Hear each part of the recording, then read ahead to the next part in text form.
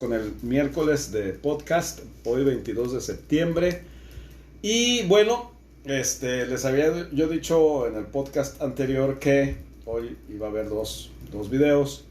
El primero pues relativo a la fecha en sí, 22 de septiembre, y el segundo relativo a algo que sucedió hace poco en México. ¿Y qué sucedió en México? Bueno, esto nos retrotrae a aquel video que subí con el título 3 derrotas para la derecha mexicana, porque pues resulta que se siguieron sumando las derrotas y una derrota más para la derecha mexicana después de esas tres, pues definitivamente fue la visita a México del presidente de la República de Cuba, Miguel Díaz-Canel, quien estuvo presente a lo largo de los festejos de el aniversario, ¿no? El 211 aniversario del inicio de la gesta independentista en México.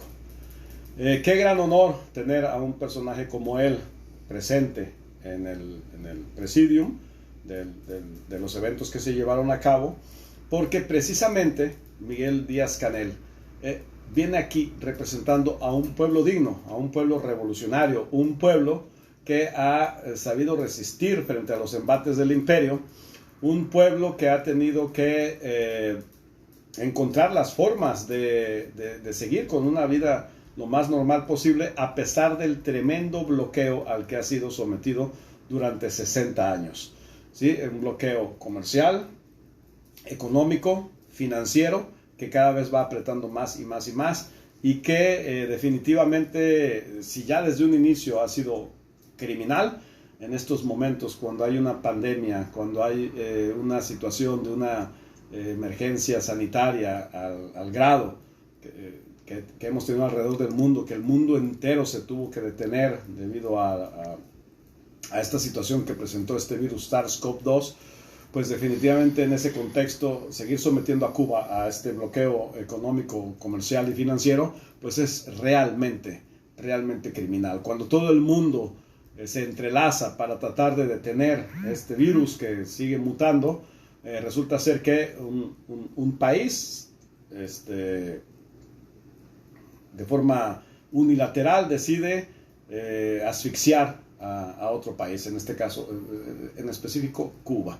¿Sí? Y bueno, tenemos allí entonces la gran lucha que han tenido que desarrollar los países, las naciones, los estados de nuestra América para primero independizarse de las metrópolis europeas y después ir labrando la soberanía en un mundo que solamente fue cambiando de polo de poder, ¿no? Si en algún momento el poder estuvo centralizado en las diferentes metrópolis europeas que tenían colonias aquí en nuestro continente, pues muy pronto, después del triunfo de las luchas independentistas que se dieron en todo el continente, desde 1804 en Haití y a partir de 1810 en México, y bueno, en la Nueva España y en otros lugares de América,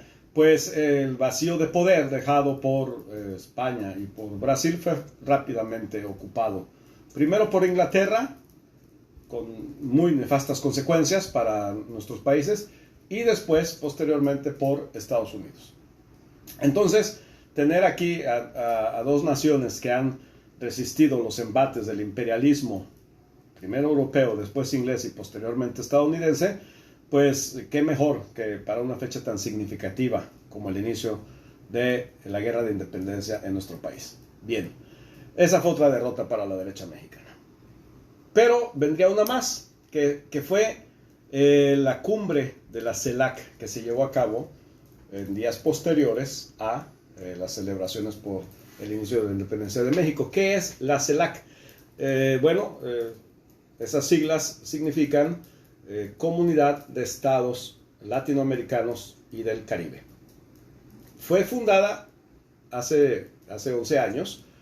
En 2010, curiosamente, su promotor es una persona que ahora se ha convertido en enemigo de esta organización, que es el comandante Borolas, ¿no? Mejor conocido como Felipe Calderón. Él fue el que, pues el principal promotor de la misma, la reunión, la cumbre por la unidad de los estados latinoamericanos y del Caribe, se llevó a cabo aquí, en el estado de Quintana Roo, en Playa del Carmen, en 1910, y a partir de aquí se generó esta organización supranacional, podríamos decir, que buscaba encontrar mecanismos de cooperación entre las diferentes naciones de esta región, ¿no? Incluyendo más al Caribe, que de pronto quedaba como que olvidado, de pronto quedaba como que marginado, ¿no? Tal vez se consideraba, ¿no? Invitar a Cuba, a la República Dominicana e incluso a Puerto Rico, pero de pronto por ahí se olvidaban de Jamaica, de Haití, de las diferentes islas que hay en el mar de las Antillas, ¿sí? O más conocido popularmente como el Caribe, ¿sí? Entonces se crea este organismo con sus altas y sus bajas, ¿no? Porque lo mismo ha sido presidido por personas del ámbito de la izquierda, como ha sido presidido por personajes del ámbito de la derecha. Ya mencioné a Felipe Calderón, pero por ahí también estuvo el infame Sebastián Piñera. Por ejemplo, para que se den una idea, cuando lo presidía Evo Morales, se vino el golpe de Estado, y entonces al salir Evo Morales de Bolivia, porque pues, su vida peligraba ante las acciones de los golpistas, imagínense que quien lo sustituye es la hoy presa y acusada de crímenes de lesa humanidad, de genocidio, Jeanine Áñez, ¿no?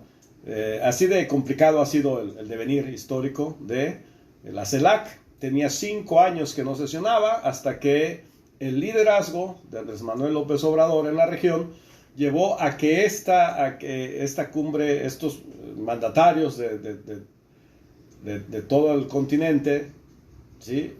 Pero únicamente, o sea, esto excluye afortunadamente a lo que es Estados Unidos y Canadá,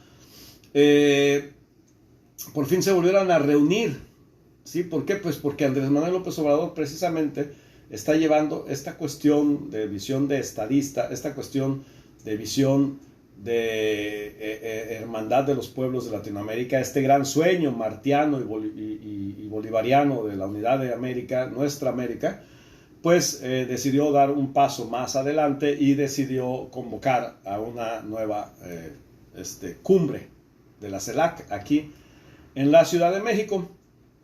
Asistieron varios mandatarios, aunque hubo otros países que enviaron a sus ministros de Relaciones Exteriores o a algún otro cargo funcionario de alto nivel.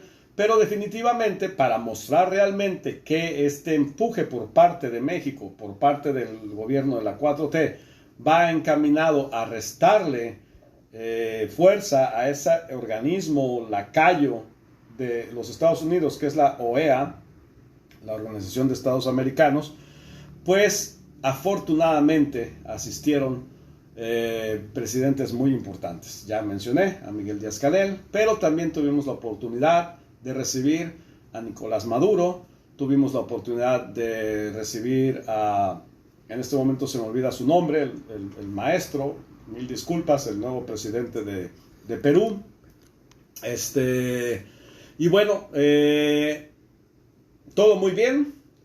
Afortunadamente llegaron los mandatarios y empezaron las reuniones. Pero desafortunadamente para nosotros resulta ser que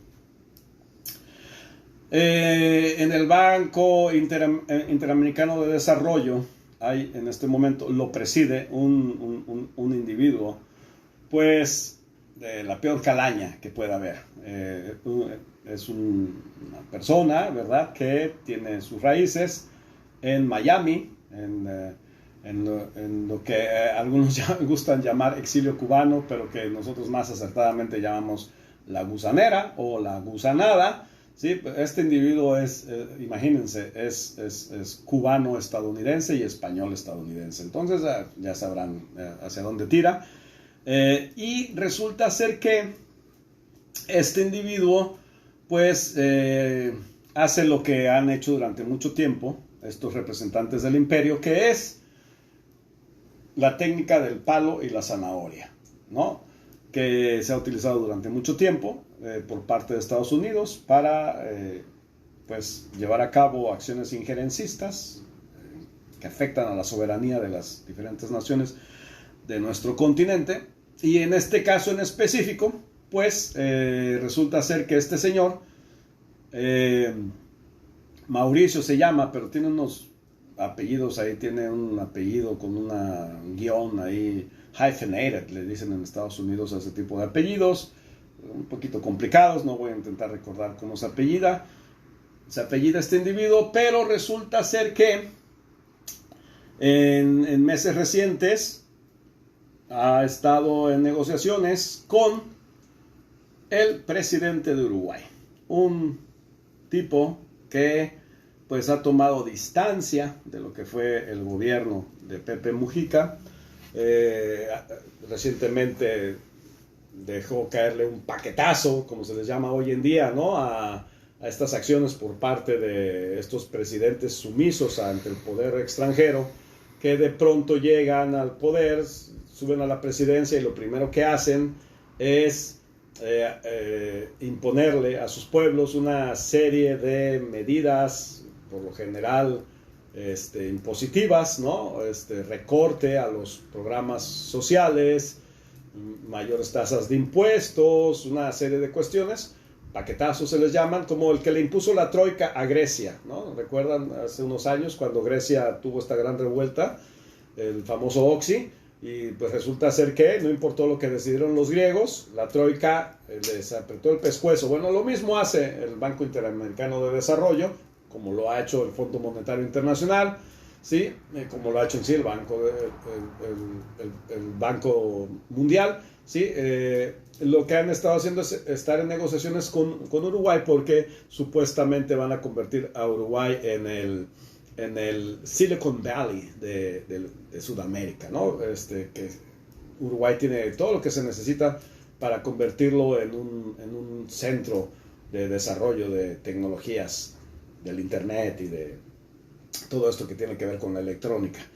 Y entonces esa es la zanahoria que le han estado poniendo enfrente a este señor, un tipo nefasto. Nos recuerda a Arturito, el de la Casa de Papel, ¿sí? De apellido Lacalle, ¿sí? Lacalle, le queda a la perfección el apellido, por cierto. Este individuo, ¿sí? Desde antes de llegar a México empezó a anunciar que venía a tratar de reventar la cumbre, que su tarea era reventar la cumbre. No olvidemos que Almagro, el actual presidente de la Organización de Estados Americanos, es uruguayo, o sea, es su paisano, y que la CELAC intenta hacer un contrapeso a la OEA. Entonces este señor Lacalle, fíjense cuál es el problema. El problema está, uno, definitivamente, en que se dedicó a agredir abiertamente a países enteros, no solamente a sus mandatarios, no solamente a sus presidentes, no solamente a sus representantes, a países enteros. Se dedicó a agredir a Cuba, a Venezuela y a Nicaragua, con las acusaciones de siempre, las del librito, ¿sí? ¿Por qué? Pues porque tenía la intención de reventar la cumbre, y entonces le faltó el respeto a México, le faltó el respeto a Andrés Manuel López Obrador. No cumplió ni con el más mínimo decoro diplomático, en ningún momento mostró el más mínimo respeto a la figura de Andrés Manuel López Obrador. a México en general, que en este momento México era, en ese momento en que estaba la cumbre, pues era el país anfitrión, era el hogar de los mexicanos, y este señor no le importó venir a ensuciar el plato, ensuciar la mesa, intentar ensuciarlo todo. Y bueno, enfiló sus baterías en contra de Cuba, y en enfilar sus baterías en contra de Cuba, como buen lacayo, cometió el error de citar a Fidel Castro. ¿Sí? Recordemos que Fidel Castro en 1999 fue el primero en, vamos a decir así, modificar o darle un nuevo sentido a esa frase que ha utilizado la izquierda desde hace mucho, que es patria o muerte venceremos. Entonces en esa ocasión Fidel Castro tomó esa frase y la reconformó, y fue que dijo patria y vida. Bien, eso es una frase de Fidel Castro. No la inventó ni Yotuel ni ninguno de los gusanitos que hacen eso que llaman música en Miami. ¿Sí? Sacan una canción para estar agrediendo a Cuba. Patria y vida, ¿no? Y entonces este señor, Lacalle, tiene el atrevimiento de citar a Yotuel, ¿no? Bueno, es de derechas, es un uruguayo de derechas, ni modo que citara a Mario Benedetti o a Eduardo Galeano. Difícilmente un personaje de la derecha va a estar citando a Mario Benedetti, ¿no? Prefirió citar a Yotuel. Imagínense a qué nivel bajó. Es como si, no sé, AMLO, para tener en medio de una cuestión diplomática, decidiera citar a Broso, o no sé, realmente no estoy muy familiarizado, pero es como si el presidente, el gobernador de Puerto Rico, pues decidiera citar a Bad Bunny, ¿no? Nada más para darnos una idea de qué tan bajo cayó este presidente de Uruguay, Lacalle, faltándole el respeto primero a México, antes que nada a México, también a Cuba, también a Venezuela y también a Nicaragua. Y por ahí le siguió el presidente paraguayo, que bueno, Paraguay, ¿qué vamos a decir? No hay mucho que agregar, ¿no? Afortunadamente no pudieron reventar la cumbre estos dos individuos, pero quedó expuesta este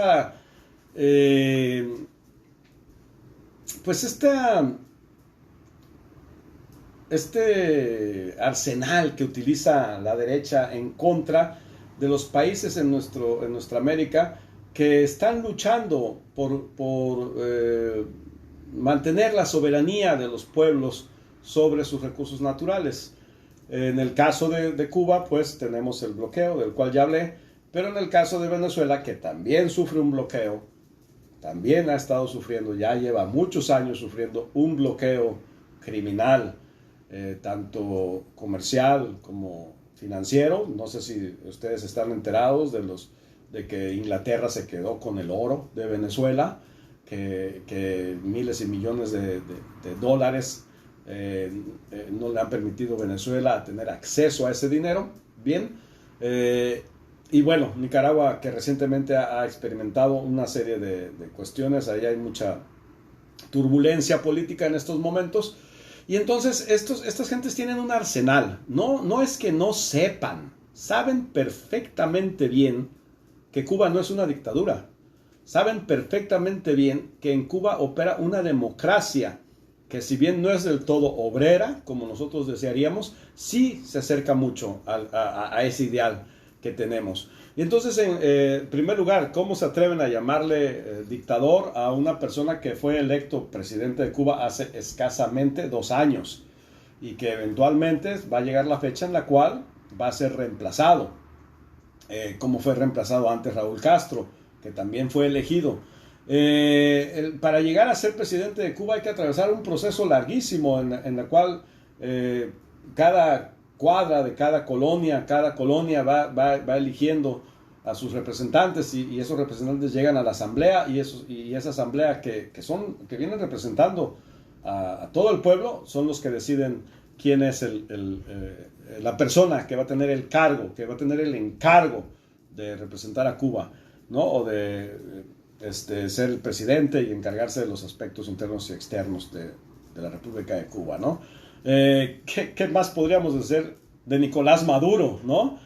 Nicolás Maduro y antes que él, Hugo Chávez, han sido las personas que han atravesado el mayor número de procesos electorales y los han ido ganando, han ganado referéndums revocatorios, han tenido que enfrentar este ridículo a nivel mundial que ha sido la autodesignación de este señor Guaidó como presidente de Venezuela.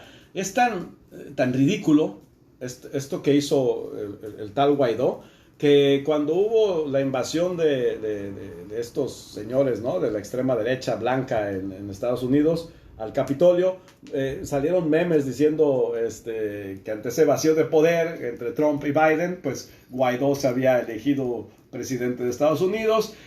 Antes, bueno, recientemente, cuando sucede todo el tema en Afganistán, que Estados Unidos sale de Afganistán dejándole todo su arsenal a los talibanes, igual, ¿no?, salió el meme que Guaidó se declaraba presidente de Afganistán. O sea, eso es lo que ha tenido, con eso es con lo que ha tenido que estar lidiando el gobierno de Venezuela. No nos olvidemos de los ataques terroristas que han venido desde territorio colombiano, ¿sí? Entonces es muy complicado tanto para Cuba como para Venezuela. La derecha lo sabe, los del PAN lo saben perfectamente bien. Los de Vox allá en España saben perfectamente bien. Y la calle sabe perfectamente bien que estos países están siendo asediados porque, por un lado, el tema de Venezuela y sus recursos naturales. Todo el mundo habla de los hidrocarburos, pero hay más recursos naturales en Venezuela. En el subsuelo de Venezuela hay muchos minerales, hay piedras preciosas. Por eso quieren tener allí un gobierno títere que permita que las empresas internacionales se apoderen de todas esas riquezas que hay en el subsuelo venezolano. No les interesa en lo más mínimo. A la derecha, lo que menos le interesa es la democracia. Lo que menos le interesa son las libertades.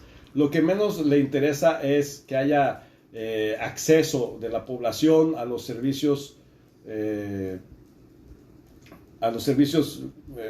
salud, de educación, culturales, educativos, ¿no? Eso a la derecha no le interesa en lo más mínimo, pero es precisamente lo que en su arsenal utilizan en contra de Cuba. Y entonces hablan, en Cuba no hay derechos humanos. Sí, en Cuba sí hay un respeto irrestricto a los derechos humanos. La policía tiene que actuar con protocolos muy precisos, precisamente para evitar que la prensa tenga una excusa para hablar mal de Cuba. Si con esos protocolos tan minuciosos, de todos modos la prensa se ha atrevido a hablar de golpeados, se ha atrevido a hablar de desaparecidos y luego los han querido fabricar y no les ha funcionado, ¿sí? Eso nos indica a qué punto es el embate en contra de las libertades de Cuba. La derecha sabe perfectamente bien que lo que está intentando Andrés Manuel López Obrador en México no pasa ni por el comunismo ni por el socialismo. Andrés Manuel López Obrador lo que quiere, y lo ha dicho claramente, está luchando en contra de la corrupción, en contra de esa impunidad que le permite a Margarita Zavala hoy en día ser diputada, siendo que está conectada directamente con lo ocurrido en la guardería ABC. Y ya no hablemos de los crímenes cometidos por su esposo, la presidencia de su esposo, ¿no?, que declaró la guerra. Son tan ridículos los del PAN que, por ejemplo, hoy Lili Téllez, en estas horas recientes, Lili Téllez se burló de la secretaria de la Defensa porque en un informe que la secretaria rindió, dijo: nosotros no vamos a ganar la guerra, nosotros vamos a ganar la paz. Ese es el tipo de gobierno de Andrés Manuel López Obrador, y aún así lo agreden, lo atacan, achacándole cuestiones que no vienen al caso, pero que se van fijando en el imaginario de las personas, se van fijando en el imaginario de la gente. Y para eso lo hacen. O sea, ellos saben que están contando una mentira. Tú di la mentira, algo se quedará, ¿no? Y bueno, no nos olvidemos que la derecha sigue al pie de la letra la máxima goebbeliana de que una mentira repetida 1000 veces se convierte en una verdad. Entonces, pues nada, que la derecha tuvo que tragársela una vez más y ver cómo no se podía reventar la cumbre y cómo al final de cuentas se firmó la Carta de la Ciudad de México, en la cual todos los países se comprometen a cooperar entre sí, a respetar los procesos internos políticos de cada uno de los países miembros. Son 32 países. Adivinen quién renunció en 2020 a la CELAC. Adivinen, nada más y nada menos que este patético personaje que gobierna hoy en día Brasil, la maceta, le decían, porque ha durado en cargos públicos como senador y como diputado décadas, no hablaba, y hoy en día es el presidente de Brasil, y me refiero a Jair Bolsonaro. Bueno, ese señor sacó a Brasil de la CELAC. Bueno, ¿qué más podíamos esperar, no? El Trump de Sudamérica. Entonces, no la pudieron reventar. Todos firmaron al final de cuentas, incluido la calle, con todos sus fuegos artificiales, con todos sus insultos, terminó firmando la Carta de la Ciudad de México. Y con esto lo que busca Andrés Manuel López Obrador y otros mandatarios de la región es precisamente empezar a erosionar el poder que ha mantenido la Organización de Estados Americanos sobre los diferentes países. Recordemos que Cuba fue expulsada y que no solamente Almagro ha llevado a cabo ataques directos en contra de miembros de la OEA, como lo ha hecho en contra de México, en contra de Andrés Manuel López Obrador. Entonces, esa es la intención de la CELAC. Nosotros desde aquí felicitamos este esfuerzo por parte del presidente de México y por parte de los demás mandatarios que se sumaron a la convocatoria.